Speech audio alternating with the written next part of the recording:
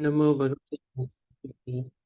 Om Namo Bhagavate Vasudevaya. Hare Krishna, dear devotees. Thank you for joining today. We wanted to seek the blessing of Radha Madhava, Radha Shamsundar, Krishna Balaram, Bal Gopal, Gonitai, Shila Prabhupada, Guru Maharaj, assembled devotees, and Radha Damodara, or Shoda Damodara. So who is Damodara?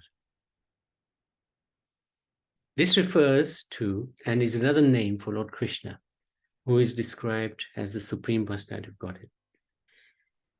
So, on what basis do we argue this, that Krishna is regarded as supreme? Because there are so many opinions on this matter. Well, there are three main sources of authorized knowledge: Guru, Sadhu, Shastra. So spiritual master, devotees, and holy books. Based on these sources of knowledge below, are some of the bases of why Krishna is regarded to be Supreme Personality of Godhead. This is quite important to understand. Otherwise, we can get very easily confused, especially within Sanatana Dharma.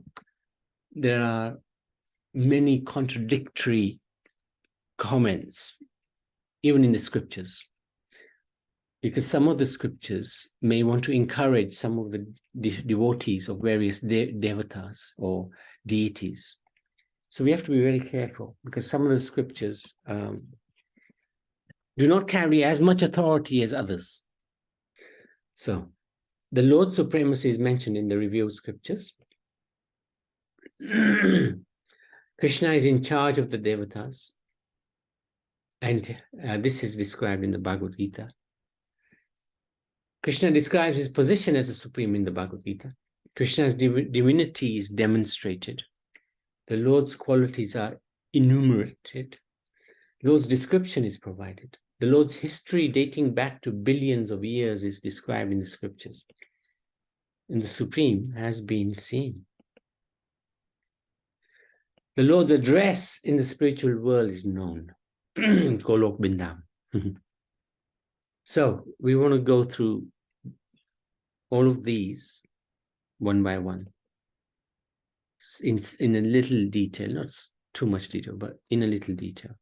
The Lord's supremacy is mentioned in the revealed scriptures. The Vedic scriptures are the only scriptures that have existed since the beginning of time and written by the literary incarnation of God, called Vyasadeva, and thus are regarded as eternal and the absolute truth. Lord Brahma, who is the first created living being and also the head of the Brahma Madhav Gaudiya Sampradaya, states in his Brahma Samhita, written after he received audience with the Supreme Lord. So the Brahma Samhita is regarded as a very powerful scripture because it's spoken by Lord Brahma after he had received audience with the Supreme Lord. Krishna, who is known as Govinda, is the Supreme Godhead. So this is the first verse. Ishwara Parama Krishna Satchidananda Vigraha Nadi Radhir Govinda Sarva Karana Karanam. He has an eternal, blissful spiritual body. He is the origin of all. He has no other origin. He is the prime cause of all causes. This is a really powerful verse. And there are so many verses in the Brahma Samhita which end with the following line. Govindam Adi Purusham Tamaham Bhajami, which translates as, I worship Govinda. That's non different from Krishna, the primeval Lord, the first progenitor. After describing various incarnations of the Lord, such as Ram, Balaram, Vaman, Nrsimha, and Vishnu, Sukadeva Goswami states in the Srimad Bhagavatam. So again, another very authorized scripture, revealed scripture, which describes the truth in brief and in detail. So in the first canto, 3rd chapter, 28th verse, he says, all the above mentioned incarnations are either plenary portions of portions of the plenary portions of the Lord. This is supposed to say all, are either plenary portions or portions of the plenary portions of the Lord. But Lord Krishna is the original supreme original personality word. And the particular line in that verse, he says that it's Krishnastu Bhagwan Swayam. Krishnastu Bhagwan Swayam. Krishna is the original Supreme Lord. So here, this is a very interesting chart which shows Krishna is the cause of all causes. From him expands Balaram, from whom come a quadruple incarnations. The first Chaturvyu, Vasudev, Sankar, Sampadumna, Aniruddha, and then from Shankar, Sankar, Aniruddha, and then we have the second Chaturvyu. So, and then from Sankarsan comes Mahavishnu, who, when he breathes out, all of the universes come from the pores of his skin. And in every universe, he expands again as Garbhodaksha Vishnu. And then with every living entity, he expands as Kshiradaksha Vishnu, Paramatma. So, you can see how far away Mahavishnu is from the original cause of all causes, Krishna. Puji? Yes, Naniman. Yes, if you go to the previous screen, this Narayan, I get confused between Narayan and the Vishnu. Same person, same. It's the same. One and the same. Yeah, this Narayan is the same Vishnu. Ah, I see what you mean. Got it. This Narayan is the Lakshmi Narayan in Vaikuntha. Yes. Yes, you're right. Lakshmi Narayan. We use the words same name for the same, different names for the same Lord. So sometimes we call him Vishnu, sometimes we call him Narayan, but actually his name is Narayan, Lakshmi Narayan. One who is in the Vaikuntha, always with always in Vaikuntha, always with Lakshmi ji, and correct. And the three Purushas avatars, they're in the material world, isn't it? Well, not quite in the material world. In one sense, yes. Here, Mahavishnu, when he breathes out, the material universes come out of the pores of his body, yes. And then into every universe enters Garbhodaksha Vishnu. So although they enter into it, it's like an embassy. Like we have the Bharatiya embassy in the UK. It's not considered part of England. It's part of Bharat. So in the same way, Garbhodaksha Vishnu, although he is in this universe, he's not. Because that particular bit, Shweta Dvip, is considered to be the spiritual world. It's eternal. It never gets destroyed when this material universe gets destroyed. So are they in the spiritual world or in the material world? Well, it's like it's a bit of both. They're in the spiritual world, but they are functioning. They're helping the functioning of the material world. Okay, and when you say compared to like an embassy. Like an embassy. That's right. So although they're situated in the material world, they're not. They're actually in the spiritual world. It's like the embassy is part of Bharat, even though it is in England. The English have no authority over the Indian embassy.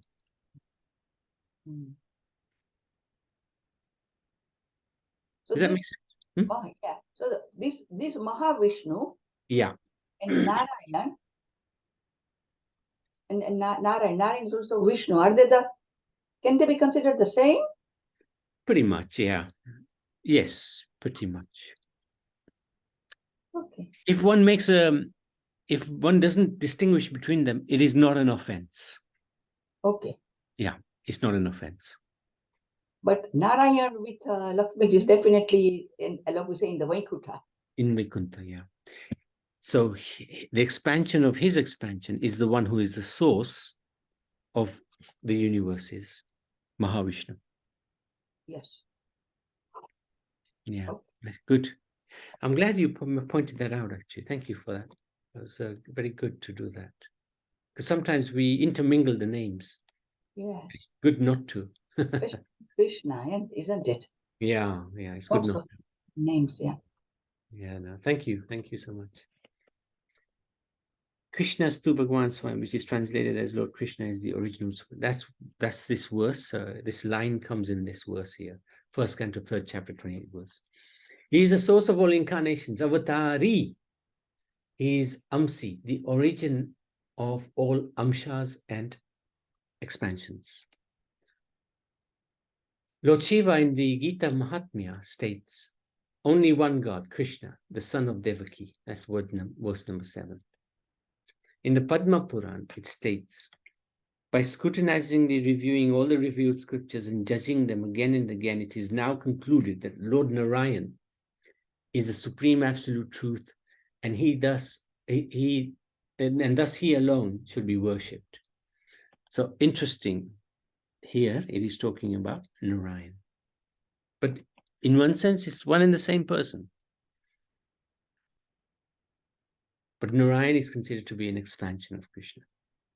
In the Skanda Puran, it states, in the material world, which is full of darkness and dangers, combined with death and birth and death, and full of different anxieties, the only way to get out of the great entanglement is to accept loving transcendental devotional service to Lord Vasudeva. The position of Krishna as God is confirmed by great personalities like Narad, Ashita, Devala, Parasar, Brahma, and Shiva. So this is in the Bhagavad Gita, 10th chapter, 12th and 13th verses. This form is not dependent on any others. This is from LB. What's LB? Can't remember what LB is now. Krishna as the cowherd boy in Vrindavan is Swayam Roop, Chaitanya Charitamrita Madhya Lila. This Swayam Roop never leaves Golok, as he's always enjoying the highest ecstasy of Madhurya Ras there. And we'll see this later on when we're talking about how Krishna came to this world. Krishna, so that's number one. Krishna is in charge of the devatas. Number two, it is because of my supremacy that the wind blows. Out of fear of me, the sun shines. Out of fear of me. This is because of my supremacy that the wind blows out of fear of me. The sun shines out of fear of me. And the Lord of the clouds, Indra, sends forth showers out of fear of me. Fire burns out of fear of me, and death goes about taking its toll out of fear of me. So this is from the Srimad Bhagavad Puran, 3rd canto, 25th chapter, 42nd verse. This is a very powerful verse. This is an interesting picture showing Krishna in the center, surrounded by the different devatas. Though the demigods described in the Vedic literature are powerful beings who control various aspects of the universe, the authorized scriptures tell us these gods are subordinate to Lord Krishna, the Supreme Personality of Godhead. So the Vedas may not spell it out. And the reason for that is the Vedas wants to instill faith in the worshipper, but they may not spell it out, that who is the supreme. So if they're talking about a certain devata, then the Vedas will not necessarily mix things up. They will continue on the focus on the particular devata, just to give the worshipper of that devata that confidence that there is somebody higher than him, higher than that person himself. And then in due course of time, the Puranas, like the Bhagavad Purana and the other scriptures, will clarify the actual position of the devatas compared to the Supreme. Lord Brahma confirms in Srimad Bhagavatam, what am I? A small creature measuring 7 spans of my own hand. I am enclosed in a pot-like universe composed of material nature, the total material energy, false ego, ether, air, water, and earth. And what is your glory? Unlimited universe is passed through the pores of your body. just as particles of dust pass through the openings of a screened window. So this is a really powerful statement, because Brahma is the creator of this universe. So he's got a very powerful position. Yet he's saying, what am I? Small creature compared to you. Just by breathing out, you create so many millions and billions of universes. I'm nothing compared to that. Lord Shiva confirms in the Srimad Bhagavatam, 4th canto, my dear Lord, you are the topmost of all bestowers of all benedictions, the highest, the oldest and supreme enjoyer amongst all enjoyers. You are the master of all the world's metaphysical philosophy, for you are the supreme cause of all causes, Lord Krishna. You are the greatest of all religious principles, the supreme mind, and you have a brain which is never checked by any condition. Therefore, I repeatedly offer my obeisances unto you. Lord Indra confirms in the 10th canto, obeisances unto you, the Supreme Personality of Godhead, the Great Soul, who are all pervading and who reside in the hearts of all. My obeisances unto you, Krishna, the chief of the Yadu dynasty. Lord Yamraj confirms in Bhagavatam, 6th canto, my dear servants, so he's talking to his Yamadutas, his servants. You have accepted me as a supreme, but factually I am not. Above me and above all the other demigods, including Indra and Chandra, is the one supreme master and controller. The partial manifestations of his personality are Brahma, Vishnu, and Shiva, who are in charge of the creation, maintenance, and annihilation of this world, of this universe. He is like the two threads that form the length and breadth of a woven cloth. The entire world is controlled by him, just as a bull is controlled by a rope in its nose. It's a nice comparison. Ganesh is also confirmed not to be the Supreme Lord. In the Brahma Samhita, it says, I adore the primeval Lord Brahma, Lord Govinda, whose lotus feet are always held by Ganesh upon the pair of tumuli,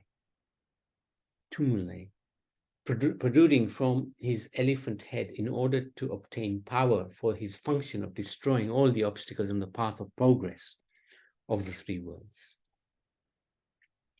So he's in charge of the devatas. He's clearly in charge. And then we have his own commentary, Krishna's own commentary in the Bhagavad Gita. His position is described as Supreme Father. This is verse 14, chapter 4th verse. It should be understood that all species of life, O son of Kunti, are made possible by birth in this material world, and that I am the seed-giving father. In 9:17 in the Bhagavad Gita, he says, I am the father of this universe, the mother, the support, and the grandsire. He establishes his position as supreme creator, origin of all. The whole cosmic order is under me. By my will, it is manifested again and again. By my will, it is annihilated at the end. So this is 9:8. Furthermore, origin, I am the generating seed of all existences. There is no being moving or unmoving that can exist without me. This is 10:39. And then 10:8, which is a very famous verse. I am the source of all spiritual material worlds. Everything emanates from me. The wise who perfectly know this engage in my devotional service, worship me with all their hearts. 7:6, of all that is material and all that is spiritual in this world, know for certain I am both the origin and dissolution. So Supreme Father, Supreme Creator, Supreme Controller. I give heat, withhold and send forth the rain. 9:19. With a single fragment of myself, I pervade and support this entire universe. 10:42. Supreme Maintainer. The splendor of the sun which dissipates the darkness of the whole world comes from me. The splendor of the moon and the splendor of fire are also from me. 15:12. I enter into each planet by my energy. They stay in orbit. 15:13. The material nature, this material nature, which is one of my energies, is working under my direction. 9:10. He also describes himself as omnipresent. Means he's present everywhere. I am the super soul, O Arjun, seated in the heart of all living beings. I am the beginning, the middle, and the end of all beings. 10:20. Then he also describes himself as omnipotent, which means he's the greatest. There is no truth beyond me. Everything rests upon me as pearls are strung on a thread. 7:7. Omniscient, knows past, present, and future.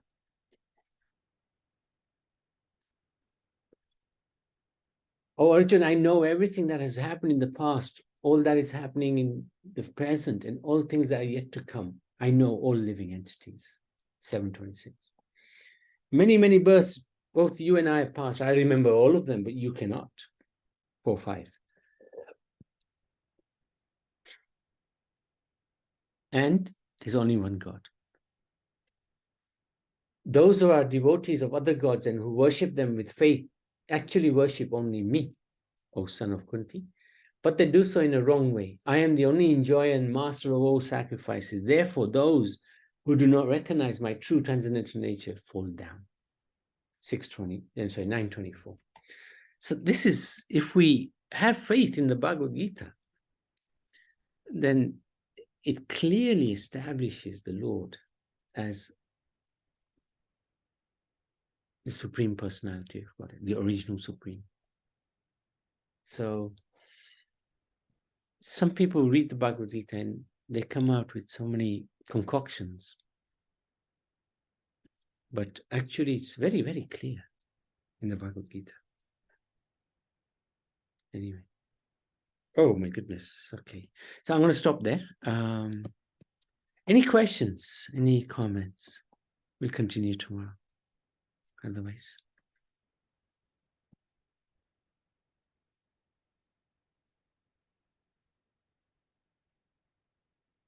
Okay. Shri Krishna Chandra Bhagavan ki jai.